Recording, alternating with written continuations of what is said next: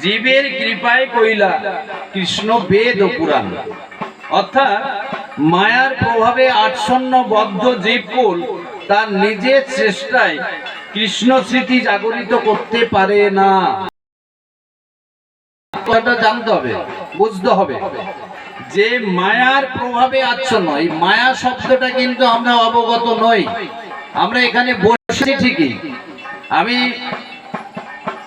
আপনার এখানকার গৃহকর্তার নির্দেশ অনুসারে শ্রী ভগবানের কথা বলবার চেষ্টা করছি ঠিকই, আমরা অনেক শ্রোতা এখানে আছি, সবাই ঠিক, কিন্তু এর মধ্যে আমাদের মধ্যে মায়া এমন ভাবে বিস্তার লাভ করেছে যে শ্রী ঠাকুরের শ্রী ভগবানের কথা কীর্তন করবার ক্ষেত্রে আমাকে কোথায় প্রতিবন্ধকতা সৃষ্টি করছেন মায়া, আর আপনারা শোনার ক্ষেত্রে আপনাদের কোথায় বাধা সৃষ্টি করছে মায়া, এ কিন্তু আমরা সবাই অবগত আছি।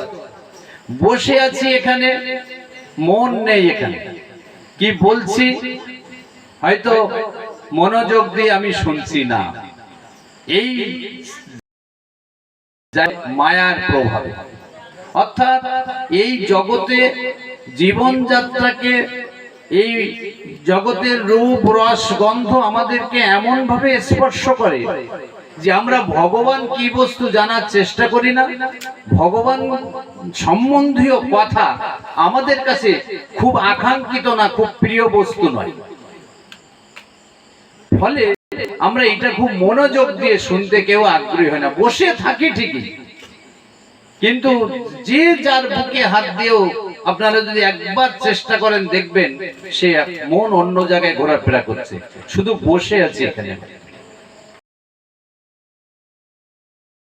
সত্যি ভগবান সম্পর্কে কোনো জানার আগ্রহ থাকতো, ভগবান কি বস্তু এটা যদি আমাদের জানার আগ্রহ থাকতো, তাহলে আমরা প্রত্যেকেই ভগবত ভক্ত হতাম, ভগবত অনুশীলন করতাম, এবং তার পাশাপাশি যদি আমরা কখনো কোনো একটা মুহূর্ত ভগবানকে ভুলে যেতাম তাহলে আমরা কষ্ট পেতাম। ভগবানকে ভুলে থাকার জন্য যার কষ্ট হয় না সে ভগবত ভক্ত হতে পারে না। যদি ধরুন আমরা এখানে কোন একজন বিশেষ ব্যক্তি ফিল্ম আর্টিস্ট ঘুরে গেছে, খ্যাতনামা একজন ফিল্ম আর্টিস্ট, সে অমিতাভ বচ্চন ধরুন এখান থেকে আছে, যারা গিয়েছে দেখেছে হাত মিলিয়েছে তারা আপনার সঙ্গে এসে আনন্দ করে,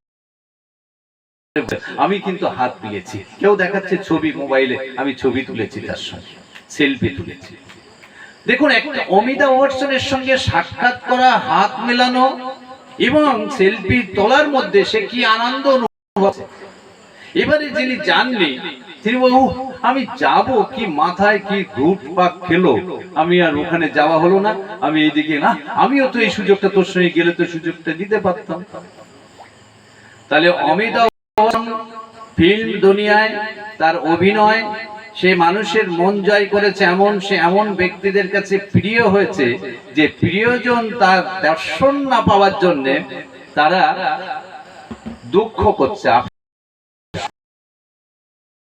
ভগবানকে এরকম ভাবে কোনোদিন প্রিয় ভাবি, তাহলে সেই ভগবানের স্মরণ ভজন আমি না করতে পারার জন্য ঠিক একই রকম দুঃখ হওয়া উচিত। আমাদের কি কখনো তো এরপরে নাচ গান আছে, অন্য মনোমুগ্ধকর অনুষ্ঠান আছে। আমার এই আলোচনাটা অল্প সময়ের মধ্যে টেনে দিলে যারা আমরা ওই আনন্দ আস্বাদন করতে চাইছি তাদের কাছে কিন্তু বিশেষ উপযোগী। ভগবানের এই নিরস এই শব্দ চয়নের চিন্ময় জগতের কথা, এই কথার মধ্যে কোনোদিন আনন্দ হবে না ভগবত সত্তা সম্পর্কে, ভগবত যদি ধারণা, ভগবান সম্পর্কে যদি কোনো ধারণা নিজের মধ্যে তৈরি না।